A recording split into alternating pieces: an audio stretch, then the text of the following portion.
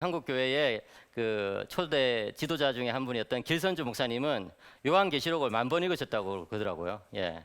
요한계시록을 이제 10,000번 읽으니까 그 시대가 그냥 훤히 열려버린 거죠. 저도 가끔씩 그런 생각을 하거든요. 제가 로마서를 뭐 5번, 10번 읽을 때는 내가 로마서를 읽는다 이런 생각이 들었는데, 제가 이제 로마서를 100번, 200번 이렇게 읽다 보니까 로마서가 저를 읽고 있다는 그런 생각이 들어요. 그래서 저의 인생이 완전히 로마서에 의해서 항상 읽혀지고 있어가지고, 진짜 아까 우리 이유영 목사님 기도 중에 굉장히 이게 두렵고 긴장하는 모습으로 살아가도록 하옵소서 이런 기도 내용이 있었는데, 저는 로마서를 펼칠 때마다 참 두렵고 긴장하는 그런 어떤 영적인 감각을 회복하곤 합니다. 로마서는 잠시만요. 이거 어떻게 해야 됩니까? 죄송합니다. 예. 로마서는 사도 바울의 편지입니다. 서신서죠. 예. 사도 바울은 모두 13개의 서신서를 썼는데 7교회에 보냈습니다. 이 초대교회가 중요하게 여긴 숫자 중에 7이라는 게 있어요. 7은 이제 완전수를 뜻하잖아요. 여러분들이 요한 사도가 쓴 요한계시록에 보면은 7교회에 편지를 보냈잖아요. 그죠? 그런 것처럼 사도 바울도 7교회에 편지를 보냈는데 그걸 쭉 다 헤아려 보면은 13편이 되는데, 그 중에 한 편이 로마서인 것이죠. 사도 바울이 누구냐 했을 때 여러 가지 이야기를 할 수 있겠죠. 사도 바울은 이제 사도다, 또 신학자다, 또 뭐 교회 개척자다, 이런 여러 가지 표현을 쓸 수 있겠지만 사도 바울을 가장 잘 정의할 수 있는 것은 선교사라는 것이죠. 그러니까 사도 바울은 이 선교 활동을 지속적으로 계속하면서 편지를 작성하였고, 그것들이 우리들에게 전해진 것이 그 13개의 서신이다는 것입니다. 사도 바울은 AD 6년쯤에 태어나가지고 33년쯤에 회심한 걸로 추정이 됩니다. 그리고 56년이나 57년경에 로마서를 썼고, 이제 그 이후에 10년 더 사시다가 66년에 순교를 하신 것이죠. 사도 바울은 새 문화권의 사람이라고 볼 수 있어요. 오늘날 우리들이 살아가는 이 한국 사회를 다문화 사회 이런 표현을 쓰는데, 사실은 1세기에 그 유대인들이 살았던 그 문화가 다문화 사회였어요. 그러니까 히브리 문화, 그 다음에 로마 문화, 헬라 문화, 이 여러 문화가 같이 겹쳐져 있던 다문화 사회였거든요. 로마가 워낙 이제 뭐 큰 제국이다 보니까 여러 인종들이 섞여서 살아갔거든요. 그러니까 여러분, 그런 어떤 맥락에서 기록된 신약 성경은 21세기 한국 다문화 사회에 굉장히 절식성이 있다, 굉장히 이렇게 적용성이 뛰어나다, 이런 것들을 여러분들은 생각하시면 좋겠어요. 사도 바울은 히브리인으로 태어났죠. 그래서 자기가 이제 난지 8일 만에 할례를 받고 뭐 율법으로는 이제 흠이 없다, 뭐 이렇게 말할 정도로 베냐민 지파 사람이었고 굉장히 자부심이 많았어요. 예. 베냐민 지파는 특별히 이스라엘 초대 왕인 사울 왕이 배출된 지파로서 늘 이제 이스라엘 12지파들 가운데서도 굉장히 좀 자부심이 있는 지파였는데, 그런 베냐민 지파 사람이었고, 또 어릴 때부터 랍비 교육을 철저하게 받았던 그런 사람이었어요. 예, 그러니까 구약 성경을 그냥 뭐 통째로 외우는 그런 사람이라고 볼 수 있습니다. 그런가 하면 사도 바울은 또 헬라 문화권 속에서 교육을 받았어요. 그러니까 로마가 결국은 헬라를 이제 정복했지만, 사실은 이 로마의 이 상류층 문화 또는 그 교육 시스템은 그리스로부터 굉장히 많은 영향을 받았거든요. 그래서 영화 같은 데 보시면은 주전 1세기에 뭐 로마인들은 라틴어가 자기 모국어임에도 불구하고 그리스어, 헬라어를 사용했던 것을 볼 수 있어요. 그러니까 그만큼 이 헬라 문화가 이 상류층의 문화, 또 교육을 지배하는 그런 문화로서 굉장히 중요했는데, 사도 바울이 쓴 이 서신서를 보면은 아주 수준 높은 그런 헬라어를 구상하고 있는 것을 볼 수 있거든요. 그래서 독일의 빌라모비치라는 아주 유명한 헬라 문헌 연구가가 있는데, 그 사람이 좀 교만해가지고 내가 성경 헬라어는 읽어주지를 못하겠는데, 너무 수준이 낮고 저급하고 문체가 조악해가지고 내가 읽어주지 못하겠는데, 사도 바울의 헬라어는 내가 좀 읽어줄 만하다 이런 말을 남긴 적이 있어요. 그 사람이 워낙 이제 플라톤이나 뭐 아리스토텔레스 이런 고급 헬라어를 읽다 보니까 이 성경 헬라어는 사실상 일반인의 헬라어로 쓰여졌기 때문에 그렇게 고급 헬라어는 아니거든요. 문체가 막 그렇게 엄청 복잡하고 그렇진 않습니다. 어휘도 그렇고. 그런데 그런 가운데 사도 바울이 쓴 이 헬라어로 된 이 13개의 서신서는 굉장히 문체적으로 탁월하다는 거예요. 그것은 요거로 무엇을 말해주냐면은 이 사람이 이 헬라 교육을 굉장히 철저하게 받았다 이런 것을 알 수 있죠. 그런가 하면 사도 바울은 자기가 로마 시민권자라고 이렇게 이야기를 하잖아요. 아마도 학자들의 추정에 따르면은 사도 바울의 부모나 그 부모 때, 할아버지, 할머니 때부터 로마 시민권자였다고 그렇게 추정이 됩니다. 히브리인이 어떻게 로마 시민권을 얻게 되었느냐, 뭐 여러 가지 설명이 가능하겠지만 아마도 자기 할아버지 때에 로마에 굉장히 충성을 한 바람에 그 공로가 인정되어 가지고 로마 시민권을 받게 된 것이 아닌가 이런 생각이 드는데, 어쨌든 분명한 것은 사도 바울은 로마 시민권을 가지고 있었다는 것이죠. 예. 여러분 오늘날 뭡니까 이 미국 시민권 뭐 이러면 뭐 사람들이 대단하게 생각하기도 하고, 또 뭐 미국 시민권 얻기 위해서 뭐 원정 출산하기도 하고 뭐 이런 일들이 이제 있잖아요. 그런 거 보면은 참 어떤 그 나라의 시민권을 가지고 있느냐 이런 것들이 굉장히 그 사람의 인생을 좌우하는 측면이 있는데, 이 사도 바울 시대에는 당연히 이 로마 제국의 시민권을 가지고 있는 것이 굉장히 중요하거든요. 예.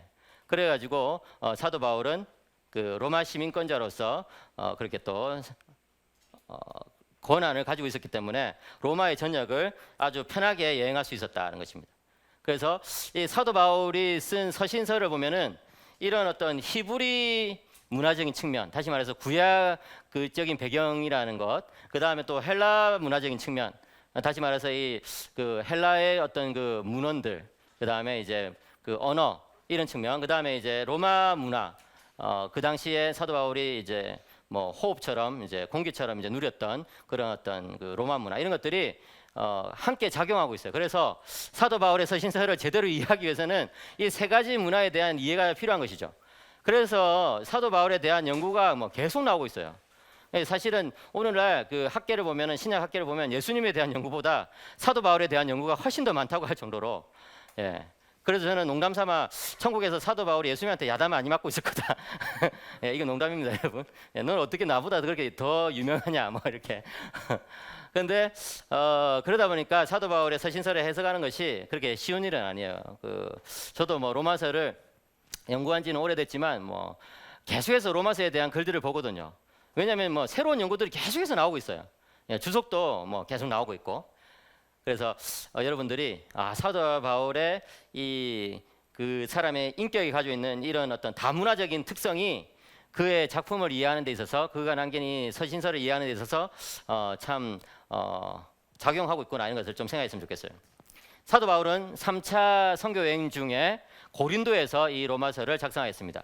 사도 바울은 1차, 2차, 3차 선교 여행을 했잖아요, 그죠? 그런 것들이 이 사도행전을 보면 자세하게 기록되어 있는데, 특별히 이 고린도에서 머물면서 로마서를 기록했다고 많은 사람들이 추정하고 있는데 아마 맞는 것 같아요.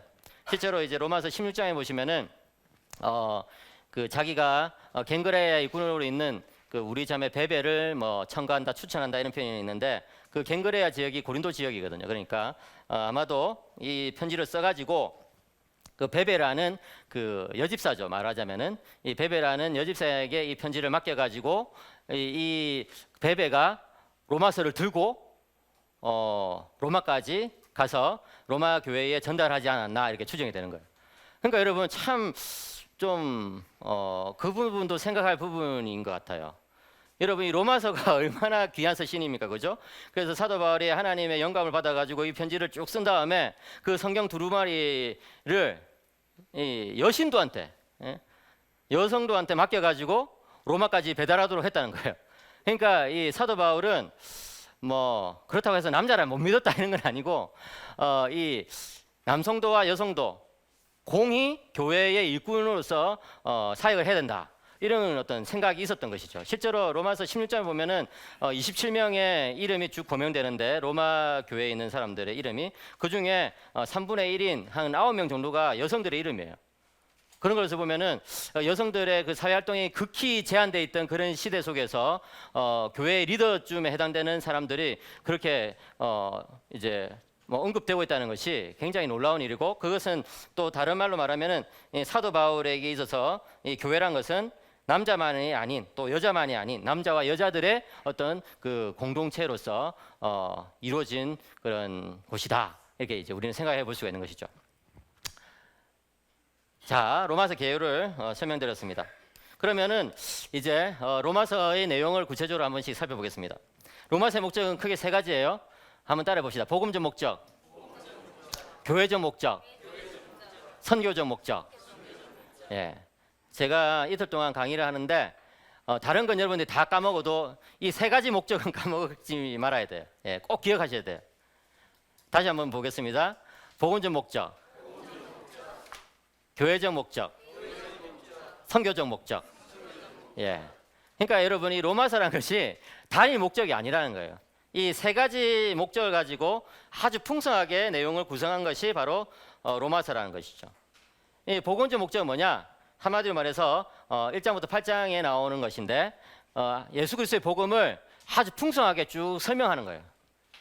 여러분, 제가 아까 개회에서 말씀드린 것처럼 로마서는 1차, 2차, 3차 선교 여행 중에 몇 차 선교 여행 때 작성됐다고요? 네, 3차 선교회. 그러니까 여러분 벌써 1차, 2차, 3차를 지나면서 사도 바울이 뭐 산전수전, 뭐 하생방전 이런 거 다 겪지 않았을까요? 그죠? 그러니까 이 여러 어떤 선교 현장에서 부딪히는 그런 어떤 신학적인 질문들을 그가 깊이 있게 숙고를 했을 것이고 또 신생교회에서 발생되는 여러 가지 문제들에 대해서 그는 이미 알고 있는 상태였어요. 예.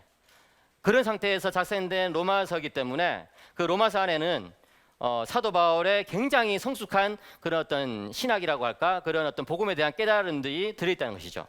물론 뭐 초기에 작성한 데살로니가 전서도 뭐 당연히 하나님의 100% 말씀이고 그 안에도 엄청 놀라운 그 하나님의 진리가 들어있는 것은 맞습니다만은 특별히 이 로마서라는 것은 사도 바울이 많은 경험들 속에서 유대인들과의 만남 속에서 이방인과의 만남 속에서 실제적으로 이제 받게 된 여러 가지 질문들을 녹여내면서 쓴 서신서이기 때문에 이 로마서를 우리가 그런 측면에서 보자면은 정말 이게 이 안에 복음의 진수가 담겨 있겠구나 하는 것을 추정할 수 있고 그 추정은 실제로 맞는 것이죠.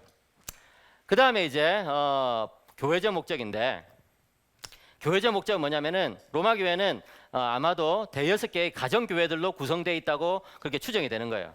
여러분이 뭐 가정교회 이렇게 이야기하니까 뭐 오늘날 유행하는 뭐 최영기 목사님이 만든 그런 어떤 가정교회 모델을 말하는 것인가 뭐 이렇게 이야기를 하는 분들이 계실 텐데 뭐 그것이 맞기도 하고 틀리기도 한 거예요.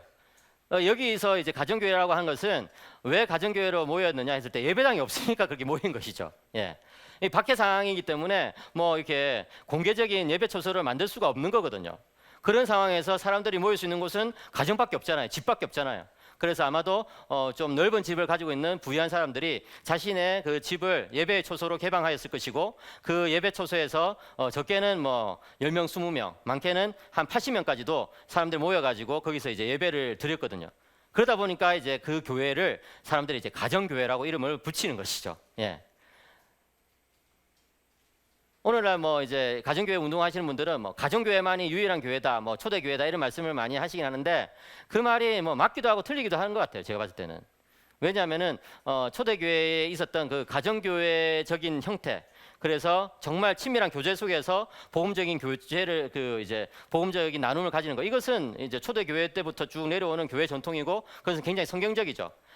그런데 뭐 그렇다고 해가지고 우리가 교회 예배당에서 모이는 것이 잘못된 거냐? 그리고 또 뭐 조금 더 이제 많은 수로 모이는 것이 잘못된 거냐 하면 그건 아닌 거예요. 예, 교회의 어떤 규모나 또는 교회의 형태라는 것은 시대에 따라서 또 상황에 따라서 달라질 수 있는 거거든요. 그래서 뭐 너무 그런 어떤 그 하나의 모델을 가지고 막 이렇게 이제 잣대로 막 다른 교회들을 평가절하하는 것은 그렇게 옳지 않다고 저는 생각합니다. 아무튼 로마 교회는 대여섯 개의 가정 교회들의 모임이죠. 예. 이 가정 교회들끼리 뭐 어느 정도 긴밀한 네트워크가 있었는지는 알 수 없지만 뭐 아마도 리더 정도는 서로 알았겠죠. 그렇지만 로마라는 이 시 자체가 워낙 큰 도시였기 때문에 뭐 가정 교회 모든 멤버들이 대여섯 교회의 모든 멤버들이 서로 속속들이 잘 알고 있었다고 생각할 수는 없어요. 그렇지만 하나의 가정교회 멤버들은 굉장히 이제 정말 가족 같은 그런 친밀함을 가졌겠죠. 그거는 뭐 당연하죠, 그죠? 예. 그래서 사도 바울이 로마서를 썼을 때 이 대여섯 개의 가정교회들에게 편지를 보낸 것인데, 그러면 이제 이 가정교회가 어떤 문제가 있었느냐 했을 때, 이 가정교회는 유대인과 이방인으로 구성되어 있는 그런 어떤 다민족 이제 교회였어요. 예. 로마 교회는 많은 사람들이 한때는 베드로가 세운 교회였다 이렇게 추정을 했습니다만 오늘날 많은 학자들은 그렇지 않다고 봐요. 이 로마 교회는 베드로 사도 혼자서 세운 교회가 아니라 여러 성도들이 자생적으로 이 로마 교회를 세웠다 이렇게 이제 학자들이 주장하고 그것이 정설로 되어 있습니다. 그 성도들은 어디서 왔느냐? 베드로의 설교를 들었겠죠. 언제? 오순절 성령 강림 사건을 예루살렘에서 경험하면서 베드로의 설교를 듣고 그 사람들 중에 이제 로마가 집이었던 사람이 다시 로마로 돌아가 가지고 거기서 이제 교회를 개척을 했던 것이죠. 말하자면은 이 로마의 대여섯 개의 가정교회들은 평신도들이 이제 자발적으로 교회를 개척한 그런 교회라고 볼 수가 있습니다. 그렇게 처음에는 유대인들 위주로 이 교회가 설립되었는데 글라우디오 때 여러분들이 사도행전 보시면은 유대인들이 계속해서 문제를 일으키잖아요. 왜냐하면 그 사람들은 뭐 율법을 철저하게 지키려고 하다 보니까 다른 사람들하고 잘 동화되지 못하는 부분들이 많아요. 예, 그게 계속 사회적인 무리를 일으키니까 이 황제가 아이고 뭐 복잡하다 이래가지고 그냥 쫓아내버려요, 추방해버려요. 그러니까 이제 교회가 어떻게 돼요? 굉장히 축소됐죠. 그런데 그 축소된 교회에 이방인들이 이제 들어오기 시작하면서 다시 교회를 점점 세워가는 거죠. 그러다가 다시 이제 글라우디오 황제가 죽고 다시 유대인들이 로마시에 정착할 수 있게 되면서 다시 이제 떠났던 유대인들이 다시 돌아오게 됐어요. 그러면 이제 교회는 어때요? 이방인들과 유대인이 같이 섞여 있는 그런 어떤 다민족 교회가 된 거거든요. 예, 혼합민족 교회가 된 거예요. 그런데 이제 이 교회 내에서 갈등이 있는 거예요. 나중에 제가 14장, 15장 하면서 좀 더 자세히 설명하겠지만 유대인들이 율법을 계속해서 지켜야 된다 이것을 주장하는 바람에 이방인들과의 갈등이 생기게 된 거예요. 여러분들이 뭐 다 교회를 다니실 텐데 진짜 솔직하게 말씀드려가지고 요즘 아이들이 자주 말하는 것처럼 솔직하게 까서 말하는데 뭡니까? 문제가 없는 교회가 없잖아요. 네. 우리 교회는 아무 문제가 없다. 이렇게 손 들어보세요. 아무도 손을 안 드시네요. 실제로 여러분 모든 교회는 문제가 있기 마련이에요. 예. 여러분들이 문제 없는 교회를 찾아서 떠돌아다니는 그런 분들이 있을지 모르겠는데 그 문제 없는 교회 여러분이 들어가는 순간 문제가 생기게 됩니다. 그러니까 뭐 좋은 교회, 문제 없는 교회 찾아서 돌아다닐 생각하지 마시고 그냥 내가 속한 이 교회를 하나님의 말씀으로 잘 섬기면 되는 거예요. 예. 예수님 빼고 모든 인간은 다 죄인이기 때문에 정말 이렇게 죄인들이 모인 이 공동체는 은혜 없으면 문제가 생길 수밖에 없어요. 예. 그래서 참 제가 뭐 한국에 온 지 일주일밖에 안 되는데도 불구하고 막 여기저기 만난 사람들마다 교회 문제에 대해서 막 이야기를 많이 들었는데 예. 그런 것을 이제 들을 때마다 한편으로는 가슴이 아프지만 한편으로는 뭐 당연한 거예요. 그죠? 예. 당연한 거예요. 그런데 그런 문제를 어떻게 해결할 거냐? 복음으로 해결하는 것이죠. 그러니까 사도 바울은 그 로마 교회의 그런 어떤 그 유대인과 이방인들의 갈등 속에서 생긴 문제를 해결해주기 위해서 이 로마서를 썼다는 것입니다. 그러고 나서 이제 세 번째 목적, 선교적 목적으로 넘어가야 되죠. 그죠? 로마서의 세 가지 목적. 첫 번째 뭐예요? 복음적 목적. 두 번째 교회적 목적. 세 번째 선교적 목적으로 넘어가야 되는데 바로 안 넘어가고 적용한다는 거예요. 12장, 13장에는 복음적 목적을 적용해요. 왜냐하면 여러분 복음을 들었지만 적용하지 않으면 그 복음이 우리 영혼을 갉아먹는 독이 될 수 있어요. 여러분들이 그 사실을 잘 아셔야 돼요. 여러분들이 지금 열린 성경 아카데미에 뭐 매번마다 빠지지 않고 열심히 이제 복음을 듣고 하는 분도 분명히 계실 것 같고 또 평소에도 열심히 이제 목사님 설교 듣고 또 목사님 설교도 모자라 가지고 인터넷에서 뭐 자기 좋아하는 목사님 설교 다 찾아 가지고 일주일에 설교를 뭐 20편씩 뭐 30편씩 듣는 분도 있으실 텐데 그런데 여러분 많이 듣는 게 중요한 게 아니고 들은 바를 실천하는 것이 또 중요한 거예요. 물론 여러분 로이드 존스가 말한 것처럼 교리냐 실천이냐 했을 때 교리가 항상 앞장서 와야 돼요. 예. 알지 못하고 무턱대고 실천하는 것은 굉장히 위험한 일이거든요. 그런데 알았으면 암만큼 살아내야 돼요. 예. 살아내지 못할 때 그 복음이 우리들 안에서 부작용을 일으킬 수 있다는 거예요. 복음의 부작용. 처음 듣는 말이죠. 그런데 사실은 그런 부작용이 굉장히 많이 있어요. 어떤 부작용? 뭐 다른 사람을 정죄하는 거. 야 너가 로마서를 알아? 난 이제 로마서를 깨뚫었어. 뭐 이런 거 그런 거 있잖아요. 너가 성경 몇 번 읽었냐? 나는 성경을 뭐 몇십 번 읽었어. 뭐 이런 거. 그런 어떤 그 교만의 마음. 그다음에 또 어떤 부작용이 있을까요? 예, 다른 사람 정죄하고 판단하는 거. 그다음 또 위선적인 그런 모습. 네? 그런 것들이에요. 저는 신학교에서 가르치잖아요. 근데 신학과 학생들이 보면은 한 2, 3학년쯤 되면 항상 저한테 와가지고 늘 상담받는 그 레파토리가 있어요. 교수님, 학교 와가지고 열심히 복음을 공부하고 있는데 제 마음이 왜 이렇게 공허해지는 걸까요? 그럼 제가 뭐라고 말하겠습니까?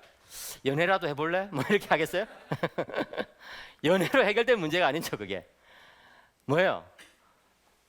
복음을 열심히 공부했는데 마음이 공해주는 이유는 딱 한 가지밖에 없는 거예요. 복음을 살아내지 않기 때문에 그런 것이. 예. 복음을 살아내지 않기 때문에. 여러분 오늘날 우리는요 진짜 이 어떻게 보면은 이 복음적 메시지의 홍수 시대 속에 살아가고 있어요. 유튜브만 틀면은 전 세계 최고급의 설교를 뭐 얼마든지 들을 수 있잖아요, 그죠? 예. 그런데 우리 삶은 왜 여전히 재미가 없고 내 삶에 왜 이렇게 능력이 없느냐 했을 때 실천하려고 하는 의지가 없기 때문에 그런 거예요. 여러분들이 이틀 동안 이 로마서를 듣고 나서 반드시 실천하시기 바랍니다. 예, 누구에게? 자매님들은 제일 가까운 남편과 아이들에게 먼저. 예, 그래야 되나? 예, 제가 왜 그렇게 이야기할까요? 그 부분이 제일 힘들기 때문에 그런 거잖아요. 복음을 들었는데 남편에 대한 태도를 바꾸는 것이 어떻게 보면 제일 힘들어요. 예, 제가 어디 집회 갔는데 여전도의 집회였어요. 그래가지고 여전도의 회원 여러분, 여러분들 인생에 이렇게 힘든 것이 남편 때문입니까? 이랬더니 아멘 이렇게 하시더라고요. 순간적으로 뜨끔해가지고 등에 식은땀이 막 흐르면서 그 다음에 말을 어떻게 이어가야 되나. 예, 지금도 식은땀이 나는데. 남편들도 마찬가지예요. 남편들도 복음을 듣고 나서 어디에 실천해야 돼요? 예, 아내에게, 자식들에게, 직장에서 실천해야 되는 거예요. 자신의 제일 가까운 가족에서부터 복음을 실천하지 못하면 그 복음을 가지고 예? 위선을 뜰 수 있을지 모르겠지만 나 자신의 영혼에는 도움이 안 된다는 거예요. 여러분 이게 위험한 거 아닙니까? 오늘날 우리가 여러분 정말 막 정말 참 대단해 보이는 그런 목회자들 또는 정치인들 또는 교육인들 경제인들 막 이런 사람들 막 한때 정말 멋있다고 생각했지만 알고 보니까 실망스럽잖아요. 그 왜 그래요? 개인적인 삶에서 예, 기본적인 것이 안 지켜지기 때문에 그런 거잖아요. 그런 거 아닙니까 다? 예. 머리 갈 것도 없이 저는 진짜 제 자신에게 그 이야기를 항상 해요. 복음이 너의 가장 가까운 관계에 영향을 미치고 있느냐? 너의 가장 가까운 관계. 예. 그게 아니면요, 진짜 복음으로 위선 뜨는 것밖에 안 돼요. 그렇기 때문에 여러분들이 이 로마서를 배우고 나서 실천하셔야 된다. 사도 바울은 로마서 12장, 13장에서 복음적 목적을 적용하면서 실천을 굉장히 강조하고 이어서 14장, 15장 전반부까지 교회적 목적을 또 이야기하면서 그 적용을 해요. 예, 적용을. 그러니까 이야기하고 적용하고 말씀을 주시고 또 적용하고 그만큼 적용이 중요하다는 거예요. 그런데 비율을 따지면 2대1의 비율이에요. 거의 2대1의 비율. 예, 뭐예요? 2개 정도 알면 하나 정도는 실천하라 이 뜻이 아닌가. 그냥 제 마음대로 그냥 하나 만들어봤습니다. 예. 근데 사실은 그래요. 여러분 진짜 복음을 한 2번 정도 들으면 한 번은 실천해봐야 돼요. 예. 그리고 거기서 또 우리가 알 수 있는 것은 실천보다도 역시 교리를 제대로 배우는 것이 조금은 더 중요하다. 이것을 우리가 또 기억해야 되겠죠. 그리고 제일 마지막 목적 뭐예요? 예, 선교적 목적. 선교적 목적을 이제 마지막에 이야기를 해요. 왜냐하면 선교적 목적은 한마디로 말하면은 기도 요청이고 또 물질 요청이고 후원 요청이거든요. 그런 것들을 사도 바울이 앞부분부터 이야기하면은 좀 성도들이 오해할 수도 있잖아요. 저 사람 왜 이렇게 돈을 받기나 막 이렇게 하면서, 그죠? 그러니까 이런 것들 제일 마지막에 이렇게 딱 넣으면서 지혜롭게 마지막에 요청을 하는 거예요. 그런데 또 다른 이유도 있어요. 뭐냐면은 복음적 목적이 달성이 되면은 갈라진 교회가 하나가 되게 돼 있습니다. 예. 교회가 하나 되기 위해서는요 복음이 필요하거든요. 그래서 마틴 로이드 존스 목사님이 말한 것처럼 교회가 복음의 깊은 것으로 하나가 되지 못할 때 그 외에 자잘한 이유 때문에 분열되게 돼 있거든요. 복음의 깊은 것으로 교회가 이제 하나 되면은 그 다음에 하나된 교회는 반드시 선교로 나아가게 돼 있어요. 왜냐하면 이 복음을 자기 혼자만 지니고 있다는 것은 하나님 앞에 죄를 짓는 거라고 이렇게 생각하게 되거든요. 예. 그러니까 여러분이 참 이 복음이라는 것은 놀라운 그런 어떤 그 뭐랄까 에너지가 있어요. 복음을 들으면 나누고 싶고 복음을 들으면 막 전파하고 싶고 막 이런 게 있는 거거든요. 그래서 여러분들이 복음을 들었을 때 이 선교적 목적까지 나가야 된다. 그 마지막에 이제 끝인사가 나오고 마치게 된 것이죠. 자, 이것을 또 다른 말로 말하면은 끝인사 다음에 이제 복음의 요약을 먼저 한번 이야기해 주는데 이것을 또 다른 걸로 나오면은 네 부분으로 나눌 수 있어요. 사도 바울의 로마서는 뭐라고 말했어요? 편지라고 말했죠. 예, 편지는 크게 세 부분이에요. 첫인사, 본론, 끝인사. 그렇잖아요. 머리, 몸통, 배. 뭐 성경 복잡한 게 아닙니다, 여러분. 삼이에요, 삼. 삼일째 하나님. 맞잖아요. 복잡해봤자 7개, 더 복잡하면 12개, 뭐 이 정도죠. 근데 이제 머리, 가슴, 배 이렇게 세 부분으로 나눠지는데 사도 바울의 쓴 서신서는 하나가 더 들어가요. 뭐냐면 감사라는 부분이 들어가거든요. 그래서 첫인사와 함께 감사 같이 나와요. 어쨌든 크게 보면 세 부분인데 재밌는 것은 첫인사 부분에도 복음의 요약이 들어가고 끝인사 부분에도 복음의 요약이 들어간다. 그러니까 사도 바울은요 진짜 머리끝부터 발끝까지 시작부터 마지막까지 복음으로 똘똘 뭉친 사람이라고 볼 수 있어요. 예. 그러니까 지면을 절대 낭비하지 않는 거죠. 그런 것들을 우리가 나중에 하나씩 살펴보겠습니다. 로마서의 핵심 뭐냐? 한번 읽어보겠습니다. 로마서의 핵심 시작. 예수 그리스도를 통해 나타난 하나님의 의, 이것이 로마서의 핵심이에요. 그래서 이 로마서를 여러분들이 이제부터 좀 묵상하게 될 텐데 긴 여정을 이제 출발한다고 생각하시고 일평생 동안 로마서를 친구 삼아 가지고 영적인 그런 자양분을 얻으시기를 축복합니다. N.T. 라이트라고 아주 유명한 신약학자가 있는데 물론 그 사람 견해에 제가 다 동의하는 것은 아니지만 그 사람이 뭐라고 말했냐면 로마서는 우리의 그 신앙과 신학을 늘 풍성하게 만드는 그런 원천이 된다 이런 말을 남겼어요. 예. 그리고 또 루터나 칼빈은 자기 생애에서 주석을 쓸 때 로마서를 제일 먼저 쓴 것을 볼 수 있어요. 예. 루터 같은 경우는 뭐 제일 먼저 로마서를 쓴 건 아니고 시편 뭐 주석하고 이제 그다음에 이제 로마서를 주석하고 이렇게 했긴 했지만 어쨌든 그 생애 초기에 로마서를 주석한 거예요. 칼빈은 그 성경 거의 전체에 대해서 주석을 다 했는데 로마서를 제일 먼저 주석했어요. 그게 뭐냐면은 이 로마서가 뚫리면 성경이 뚫린다는 거죠. 예. 그런 것이에요.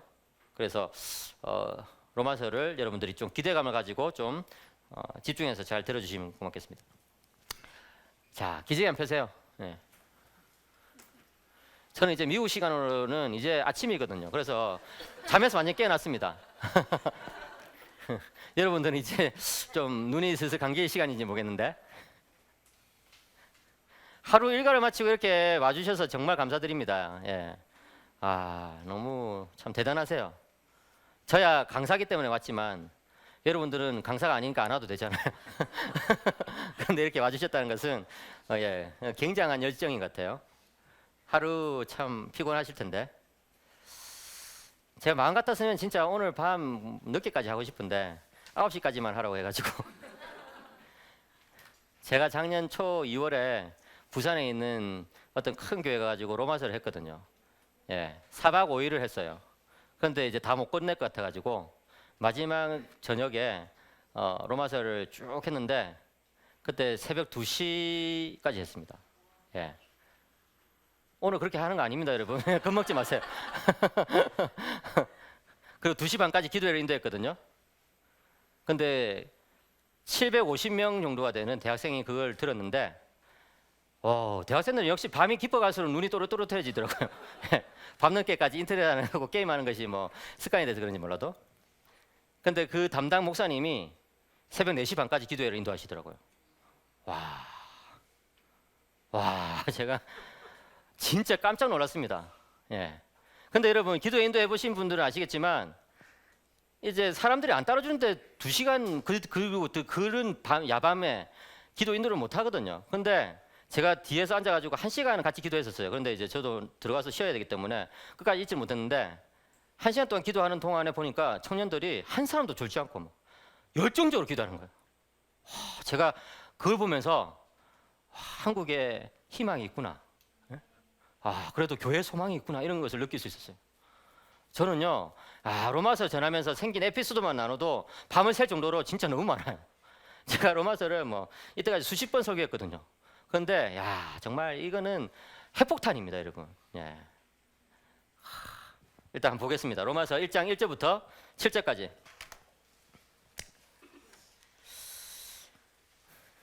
제가 한 절, 여러분 한 절 이렇게 읽겠습니다. 제가 한 절 먼저 읽고 마지막 7절은 같이 읽겠습니다.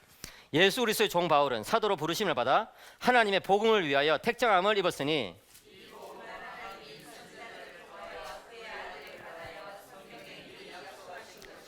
그의 아들에 관하여 말하면 육신으로는 다윗의 혈통에서 나셨고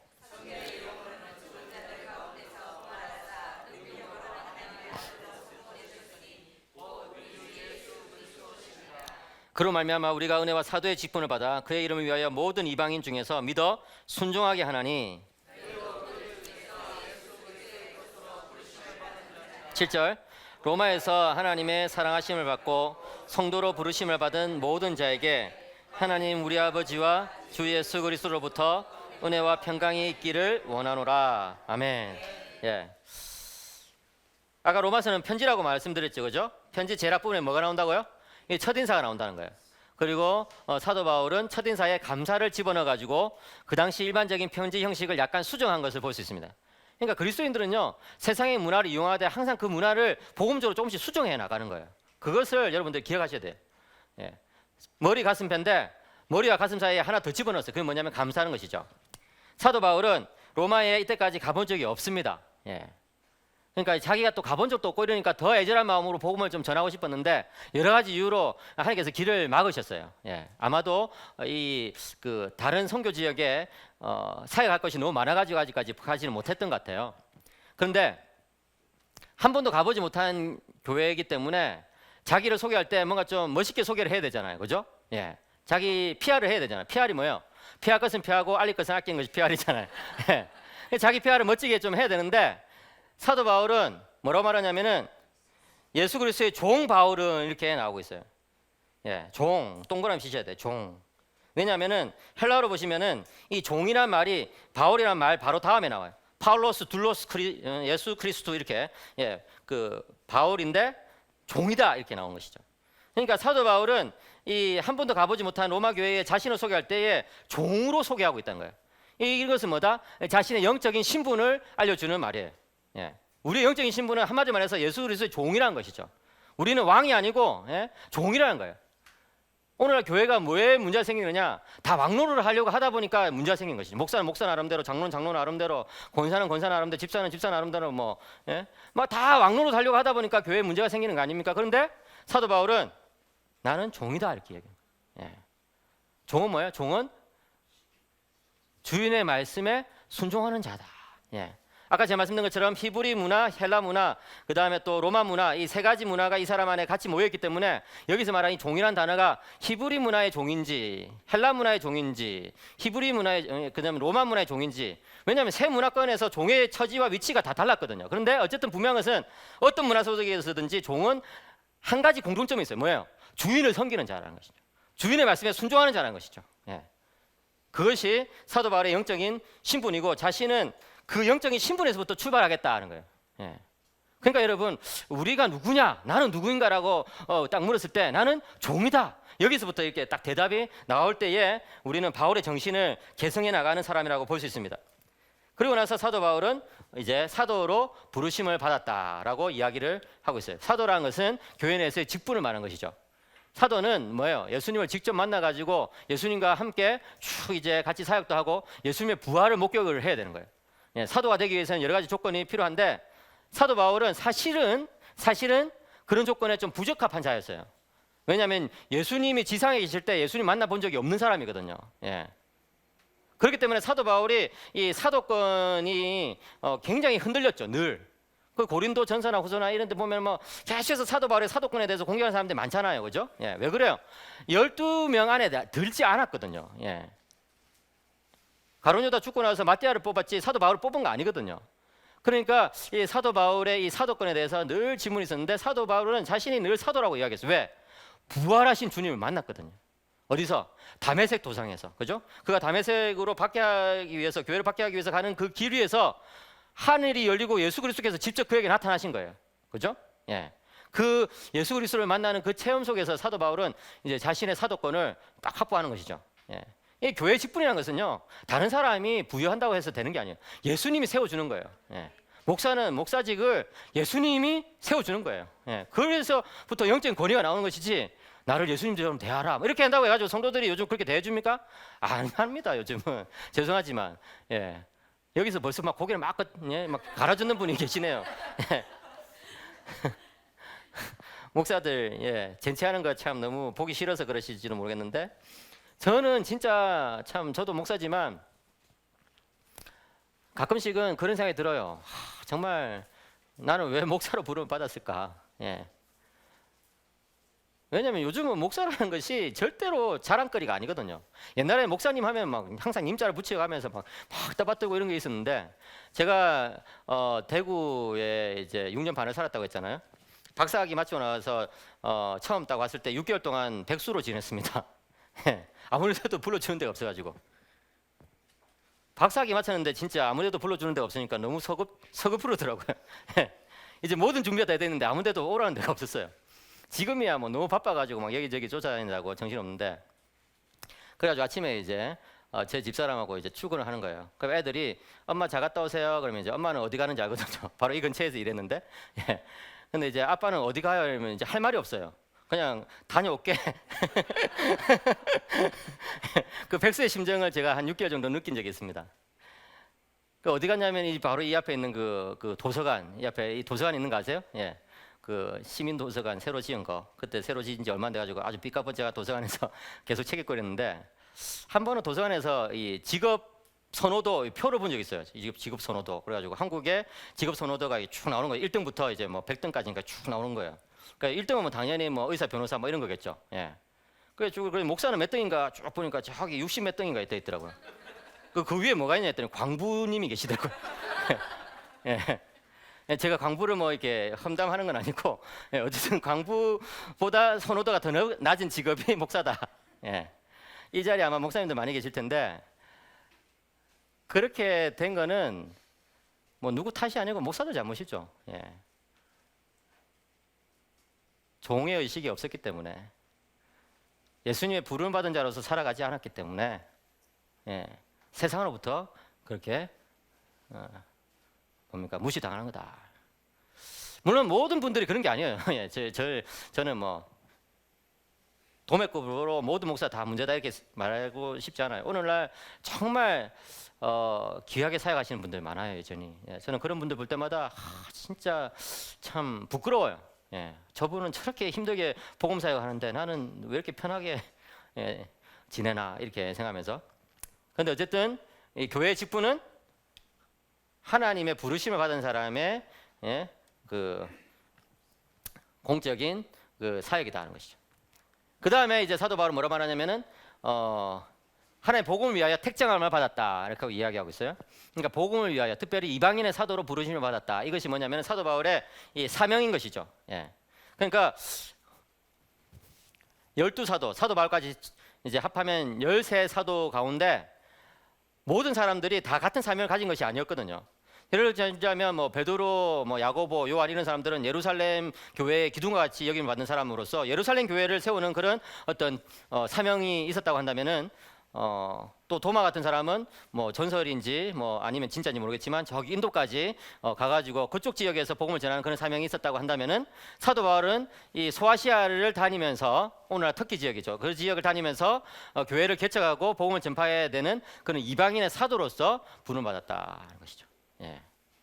그러니까 여러분, 나는 누구인가라는 이 질문이 사실은 우리 인생의 좌표를 결정하는 데 있어서 너무나 중요한 질문인데, 이 질문에 제대로 답하기 위해서는 이 세 가지를 알아야 되겠다. 첫째는 나의 영적인 신분, 둘째는 교회에서의 직분, 셋째는 하나님께서 주신 사명. 예. 여러분, 이 사명이라는 것을 여러분들이 늘 생각하면서 살아야 돼요. 이 땅에 교회가 아주 많이 있잖아요. 몇 개나 있는지 아세요? 제가 몇 년 전에 네이버의 검색창에 교회 딱 두드려봤어요. 엄청나게 많이 나오더라고요. 그래서 이 개수가 이제 가늠이 안 돼가지고 편의점 이렇게 딱 두드려봤어요. 교회가 편의점보다 2.5배가 많더군요. 와, 그렇잖아요, 여러분. 편의점은 돈 안 되는 데는 안 들어가는데 교회는 돈 안 되는 데도 들어가잖아요. 왜? 복음을 전해야 되니까. 편의점은 자기 시골 이런 데는 없지만 교회는 시골에도 있잖아요. 그러니까 사실은 교회가 훨씬 더 많아요. 근데 그렇게 교회가 많더라도 다 의미가 있는 것이죠. 왜? 주신 사명이 다르기 때문에. 그래서 여러분, 이 자리에 목회자님들이 계시다면 우리 교회의 고유한 사명은 무엇인가? 그걸로 진짜 새벽마다 기도해야 돼요. 성도들도 마찬가지예요. 나에게 주신 고유한 사명은 뭐냐? 집사라고 다 똑같은 집사가 아니거든요. 예. 나에게 주신 고유한 사명이 있는, 그 사명을 이루다가 주님 앞에 서면 주님께서 칭찬해 주시는 거죠. 그렇지 않으면 사울왕과 같이 꾸지람을 듣는 거예요. 예? 처음에는 멋지게 시작했다가 나중에는 패망하는 거예요. 그런 거죠, 여러분. 사명을 쏟아버리는 사람은요, 아예 사명을 못 받은 사람보다 더 불쌍한 거예요. 그렇지 않아요? 아니 몰랐다 치면은 그냥 몰라서 저런 거구나 이렇게 하는 건데, 아는데도 그 사명에 따라 살지 않는다. 이것은 굉장히 심각한 죄죠. 고범죄죠, 고범죄. 예? 고의를 짓는 죄예요. 그래서 여러분들이 나에게 주신 고유한 사명은 뭐냐? 그것을 꼭 기억하시기 바랍니다. 그리고 나서 이제 사도 바울은 자기소개를 간단하게 한 다음에 예수님에 대한 긴 소개를 합니다. 왜? 예수님의 종이니까, 그죠? 예수님의 종이니까 자기에 대해서는 간단하게 소개하고 예수님에 대해서 긴 소개를 하는데, 첫째는 뭐예요? 예수님은 하나님의 아들이란 거예요. 그죠? 아들. 2절에도 아들이 나오고 3절에도 아들이 나와요. 그의 아들, 그의 아들. 하나님의 아들이라는 거예요. 그래서 하나님의 아들이라는 말은 메시아의 다른 표현이에요. 예. 여러분, 이 1세기 당시에 모든 경건한 유대인들이 가지고 있었던 두 가지 질문이 있었어요. 첫 번째는 뭐냐 하면은 메시아는 언제 오시느냐? 메시아의 나라는 도대체 언제 이 땅 가운데 이루어지느냐? 왜냐하면 억울해 죽겠거든요. 아브라함의 자손이고 택함 받은 민족이고 언약이 있고 율법이 있고, 그죠? 하나님이 우리의 하나님이라고 이렇게 불리는데, 아브라함과 이삭과 야곱의 하나님이라 불리는데, 그런데 정작 우리가 살아가는 모습은 헬라의 지배 아래, 또 지금은 로마의 지배 아래, 뭐 계속 이렇게 뭐 나라도 없이 그렇게 지내다 보니까 얼마나 억울해요. 그런 어떤 이제 민족에게 한 가지 희망은 뭐예요? 메시아에 대한 약속이죠. 이 뭐 사실은 성경은 창세기부터 쭉 계속해서 이제 메시아에 대한 약속이 나오잖아요. 창세기 3장 15절에 보면 원시복음이 뭐예요? 메시아에 대한 약속이거든요. 그러니까 여러분, 구약 성도들은 하나님을 믿어서 구원을 얻었다고 볼 수 있지만 동시에 메시아에 대한 기대 속에서 구원을 받은 거예요. 예. 그 두 가지는 사실 같은 거예요. 예. 하나님을 믿는 것과 메시아를 기다리는 것은 같은 거예요. 또 뗄래야 뗄 수 없는 동전의 양면이었다고요. 그렇기 때문에 1세기 유대인들에게 있어서 가장 중요한 질문은 뭐냐면 메시아는 언제 오느냐 도대체. 왜? 메시아가 오면 우리의 이런 모든 상황을 한 번에 이제 뒤집어 가지고 바꿔주시니까. 그죠? 예. 그럼 두 번째 질문은 뭐냐? 메시아가 오시면 나는 어떻게 메시아의 백성이 될 수 있느냐는 것이죠. 예. 왜냐면 메시아가 오셨는데 메시아의 백성이 안 되면은 그냥 죽음이 있거든요. 메시아의 원수고 그것은 그냥 그냥 척결 대상이거든요. 그냥 뭐 아무것도 아니거든요. 그러니까 이 두 가지 질문이 모든 경건한 유대인들의 핵심 질문이었던 거예요. 그것에 대해서 사도 바울이 이 본문 2절과 3절과 4절, 5절에서 답을 주고 있어요. 첫 번째 질문은 뭐예요? 메시아는 언제 오시냐? 사도 바울의 대답은 오셨다는 거예요. 메시아가 오셨다. 하나님의 아들이 오셨다. 예. 그게 어떻게 네가 그걸 아냐? 증거를 대주지. 첫째는 이 메시아는 다윗의 혈통으로서 나신다고 했는데 예수님이 다윗의 혈통에서 나신 거 아니냐? 근데 사실 여러분, 다윗의 혈통에서 났다고 다 뭐 메시아입니까? 아니잖아요. 오늘날 모든 이시들이 이시 왕조의 후손들이긴 하지만 다 왕들의 그 왕의 직계의 자손은 아니잖아요. 예, 그런 것처럼 뭐 다윗의 후손이 뭐 엄청나게 많으니까 그 중에 뭐 얼마든지 메시아가 아닌 사람들이 있을 수 있거든요. 그래서 그걸로 답이 안 돼요. 두 번째 답은 뭐예요? 이 메시아는 이 다윗의 후손은 죽었다가 부활하신 분이시다.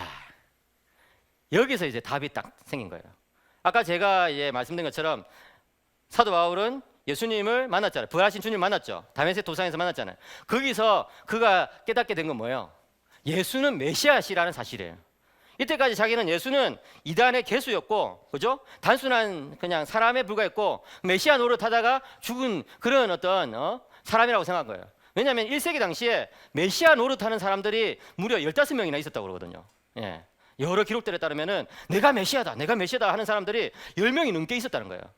그 여러 메시아들이 다 실패로 끝나고 다 가짜로 밝혀진 그런 상황에서 예수도 역시 가짜 메시아라고 사도 바울은 그렇게 확신하고 있었던 거예요. 그런데 웬걸? 부활하신 예수님을 직접 만나니까 어떻게 된 거예요? 저분은 진짜구나. 저분이 진짜 메시아구나 하는 것을 깨닫게 된 거죠. 자, 그러면은 이제 첫 번째 질문이 해결됐어요. 메시아가 오셨다는 거예요. 그러면 두 번째 질문 뭐예요? 어떻게 그 메시아의 백성이 될 수 있느냐? 5절에 나오죠. 5절. 그로 말미암아 우리가 은혜와 사도의 직분을 그의 이름을 위하여 모든 이방인 중에서 뭐라고요? 믿어 순종하게 하나니. 메시아의 그 백성이 되기 위한 유일한 길은 믿고 순종하는 것이다. 예. 믿고 순종하는 것이다. 이것이 복음의 핵심이에요. 복음의 핵심은 뭐예요? 하나님의 아들이신 메시아를 믿고 순종하면서 살아가는 그 삶, 이것이 복음의 핵심이라고요. 사도 바울은 인사를 하는 줄 알았는데 복음을 전파했어. 굉장히 고단수죠. 예. 그런 거 있잖아요. 막 택시 타가지고 막 이런저런 이야기하면서 막 정치인들 욕하고 막 이렇게 이야기하다가 뭐 경제 상황 어려운 거 이런 막 이야기하다가 뭐 그런데 아저씨 참 저는요 뭐 교회를 다녔는데 너무 좋아요 이러면서 그냥 복음이 쑥 들어오는 거. 예. 그러니까 사도 바울은 워낙 복음을 전하는 것이 그 일상화되어 있다 보니까 뭐 인사를 하다가도 그냥 복음을 전파해버려요. 그냥. 아까 제가 말씀드렸죠. 첫인사와 끝인사에 복음이 들어있다. 그러면 끝인사에도 들어있는지 한번 볼까요? 로마서 16장에 보시면은 26절, 로마서 16장 26절 제가 읽겠습니다. 이제는 나타내신 바 되었으며 영원하신 하나님의 명을 따라 선지자의 글로 말미암아 모든 민족이 뭐라고요? 믿어 순종하게 하시려고. 예, 똑같은 표현이 나오잖아요. 그러니까 이렇게 로마서 제일 앞부분에 나오는 단어들과 로마서 제일 뒷부분에 나오는 단어들은 유사하다. 이런 것을 어휘적 일관성이라 불러요. 좀 어려운 말로 어휘적 일관성. 왜 이렇게 할까요? 중요하니까 그런 거죠. 중요하면 반복하게 돼 있잖아요. 그죠? 예. 사도 바울이 술 취한 사람이 아닌 이상 했던 말 또 하고 했던 말 또 하고 할 필요가 없거든요. 근데 이제 이렇게 했던 말 또 하고 또 하는 이유는 뭐냐면 중요하니까 그런 거예요. 예. 그러니까 복음이 바로 이 로마서 1장에서 주어지고 있다. 그래서 여러분 이 사도 바울은 이 예수님에 대해서 이렇게 쭉 소개하고 있어요. 그리고 나서 이제 7절에 인사를 하고 있죠. 로마에서 하나님의 사랑하심 받고 성도로 부르심 받은 모든 자에게 하나님 우리 아버지와 주 예수 그리스도부터 은혜와 평강이 있기를 원하노라. 예. 인사예요. 은혜와 평강. 동그라미 펴놓으세요. 은혜는 뭐예요? 평강부터 말할까요? 평강은 뭐예요? 평강은 로마서의 맥락에 따르면은 구약에서부터 주어지는 모든 언약적 축복의 완성을 평강이라고 불러요. 샬롬. 언약적 축복의 완성. 그런데 언약적 축복의 완성이 하나님으로부터 그저 주어지기 때문에 은혜라고 부르는 것이죠. 예, 그래서 은혜와 평강이 있기를 원한다. 이것이 사도 바울의 기본적인 인사예요. 그 당시에 모든 유대인들은 평강이 있기를 원하노라 이런 인사를 다 했어요. 왜냐하면 그게 언약적 축복의 완성이니까 샬롬 이렇게 인사한단 말이에요. 근데 사도 바울은 그 유대인의 그런 인사 문구가 마음에 들지 않아요. 왜? 샬롬을 유대인들은 자기가 이뤄낸 것처럼 그렇게 생각하거든. 율법주의적으로, 공로주의적으로. 그래서 그 인사를 수정해가지고 은혜와 평강이 있기를 원하노라 이렇게 이야기하면서 유대주의를 극복하는 것을 볼 수가 있죠. 그러니까 사도 바울은요 모든 것이 그냥 허투루 하는 법이 없어요. 자, 여러분 눈빛을 보니까 지금 좀 쉬었으면 좋겠다. 뭐 빨리 온다고 화장실도 못 갔는데 뭐 이런 눈빛인데 5분 쉬었다가 가겠습니다. 5분 쉬었다가.